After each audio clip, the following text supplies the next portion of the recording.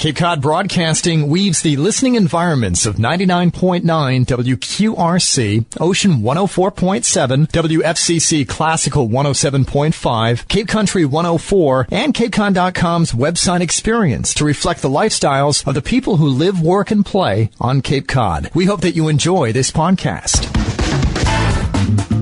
I'm Laura Reckford, and this is Sunday Journal. I'm here in the studio with Elisa Zawadzkas, who is running in the Democratic primary in the 1st Barnstable District to replace retiring State Rep Cleon Turner. We are focused on politics with the upcoming primary election on September 9th. Among the races that will have a contested primary is the 1st Barnstable District. 3 Democrats are running, and Elisa Zawadzkas is one of them. The primary will determine which of them will appear on the general election ballot in November. Elisa, welcome to the show. Thank you. Thank you for having me. Let's start with your background. Tell us a little about yourself, where you live on the Cape, what you do for a living. Great. Thank you. I grew up in Orleans. I've been on the Cape since I was 5 and went to Nauset. My mom was actually a teacher there for 25 years with culinary arts. But now when I returned, I live in West Dennis. I'm a homeowner there for the past 7 years. And I work as an attorney in Orleans. I'm a business owner with my father. He's had a business there for 30 years, and I joined up with him, and now we own it together, and we're partners. So I've been advocating for people in this community for about 8 years now. Now, you're running in the Democratic primary. Tell us about your political philosophy and why you decided to run for state rep. Well, as I have been advocating for people in court, almost every day, and it was surprisingly so meaningful to me. And I saw this once I heard that Representative Turner was retiring. I saw it as an opportunity to advocate for people on a broader scale. So instead of taking one case and closing it, this is an opportunity to make systematic changes and reach a broader scale of addressing the problems by drafting legislature or being part of the process. I went to Holy Cross undergrad, and I was a sociology major, and that was really is a wonderful experience. I played basketball there, and that was the first time it really opened my eyes to the injustices in this country, in this state, and I knew that I wanted to be a voice for people who didn't have a voice and had limited resources or unable to speak for themselves for whatever reason. And I chose to go to law school for that reason, so that could be my avenue of doing that. The mantra at Holy Cross is men and women for others, and that really rang true to me. And the other thing about my experience at Holy Cross that kind of, I think, was a segue to running for state rep now is Coach Bill Gibbons was a great example of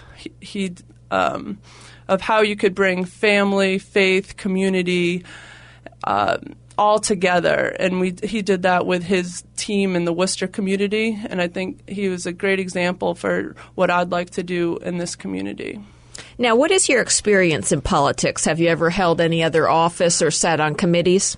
I'm the only candidate with municipal experience. I have the honor of serving the town of Dennis on the Zoning Board of Appeals for the past 5 years, and that's been a great opportunity to help the residents and the business owners tackle some of the issues with property and development and striking the appropriate balance between new growth, but also preserving the wonderful charm and character of this community that's so important. So it's a problem-solving position, and that's what I've really enjoyed doing, and it's been meaningful to me. I haven't run for an elected position. None of the candidates have. But my trial experiences, but that's another subject, I guess, but that's as far as the political experience. Now, what do you feel are the biggest issues on the Cape and Islands these days, and what could you do as a state rep to help solve those issues? I'm coming into this position without any personal agenda, and I have been listening to the constituents. I've been meeting people for 6 months, and there has been a few issues that's really risen to the surface. One of them being keeping young people on the Cape.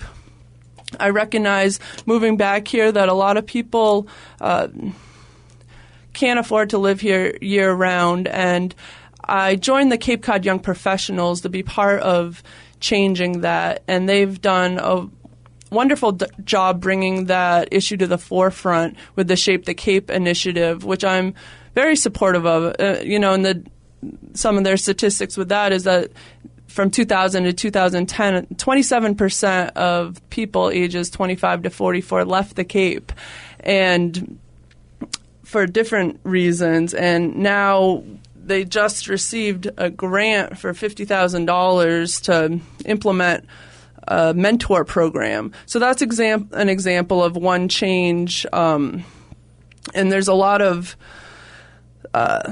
opportunity to address the affordable housing and there's going to be a pilot program with that, and also having better paying jobs to give the young families an ability to live here year round. Because one of the other alarming statistics about that study was when the people in that generation were asked would they consider leaving in the next year, and 50% said yes. So the fact that so many have left. It was 15,000 people. That's the size of Dennis. It's an alarming rate, and it's a concern. So I'd be a huge advocate in Boston for that issue. Also, educational funding. Representative Turner was a huge advocate for education. I've always valued education. My mother was a public school teacher, so were my grandparents, and my sister's an assistant principal for an elementary school. And we have some unique issues with education in this district between funding and charter schools, regionalization. So being involved in those conversations is really important. I met with Carol Woodbury, the superintendent, DY, a few times, and spoke with Representative Turner many times about this. And it would be I would pick up where he left off as far as his involvement in dealing with educational funding. The other thing I recognize is the majority of the people in this district are seniors, and it's important for me a lot of them are on fixed incomes, and any tax increase needs to be done with scrutiny. And I'm completely cognizant of their need and that their only income might be Social Security. So supporting the seniors so that they could stay in their home and live with dignity and respect is a huge priority of mine. And the other issue that is crucial and the single most threat to our environment and our economy is the wastewater issue. And that it's promising to see the Cape Cod Commission. I support all the work that they're doing on that, and there's some hearings coming up where the community will be involved and the courts are looking over our shoulders. So something needs to be done, and it looks like we're going the step in the right direction, and I do think we need creative and intelligent Cape delegation, which we have, and I'd like to be a part of that delegation, to be part of those conversations, because it is a very town-specific and each single estuary-specific issue, but it's also crucial that we work together as a region and advocate to get funding from the state and from the federal government to take away some of the financial burden that it's going to have on the individual residents in our community. I'm Laura Reckford, and this is Sunday Journal. We're focused on politics with the upcoming primary election on September 9th. I'm talking with Elisa Zawadzkas, who is running in the Democratic primary for the 1st Barnstable District. Elisa, you talked about some of the big issues on the Cape and Islands. There are 3 Democrats running in this race in the primary. What distinguishes you from the other candidates in the race? That's a great question, Laura. Thank you. One thing is I'm the only candidate with municipal experience. I already spoke about that. I serve on the zoning board in Dennis and have done that for over 5 years. And also, I'm a trial attorney. I've been advocating in the courts in Barnstable County for almost 8 years, and I see firsthand the issues that are concerning to the people in this community. I'm familiar with the court system. I'm familiar with the laws. I read. This is part of my life. And with the law, you practice law. You don't. You never master it, and you have to grow and learn, and those skills translate to being a legislator. And instead of convincing a judge or a jury for the point I'm making, I'm going to be working on convincing my brothers and sisters in the legislature. And also, I'm a small business owner. Not all the candidates are. Some are.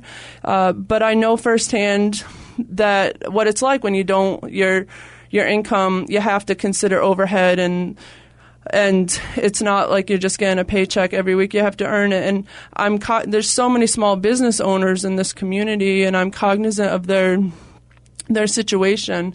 And finally, I'm the only woman. Right now, there's 22% of the elected officials in Barnstable County are women, when we're over half of the population. I think the elected officials need to better represent the population as a whole. Women bring a different perspective and a different attitude, and I tell people this all the time. I don't think it would be great if it was all women. That wouldn't work either. But I do think that there needs to be a more of a women's presence in these discussions, and it would be productive to everyone. And there's never been Speaker Murray was the first one in that position. There's never been one in leadership in the House. And so I am the only woman candidate, and that's clearly a distinction from the other candidates. Now, in the final few seconds, any last thoughts for voters? I'm a hard worker. I always have been. That's the only way I know. I'll be committed to constituent services. I'm committed to working across the aisle, and I am the best candidate for this job, and I really appreciate your consideration. The primary race is September 9th. I want to win that primary by as many votes as possible to gain momentum for the general election. If you are interested in getting involved, I'd love to have you on the team. We continue to build momentum and gain support. You could visit my website at votezawadzkas.com, and we'd be happy to find a way for you to join the team. And unfortunately, we're out of time. Elisa, thank you so much for giving us some time today. Thank you. Thank you for having me. I'm Laura Reckford, and this is Sunday Journal. This podcast is a presentation of Cape Cod Broadcasting, which is solely responsible for its content. Thank you for listening. For more information, please visit us at capecodbroadcasting.com.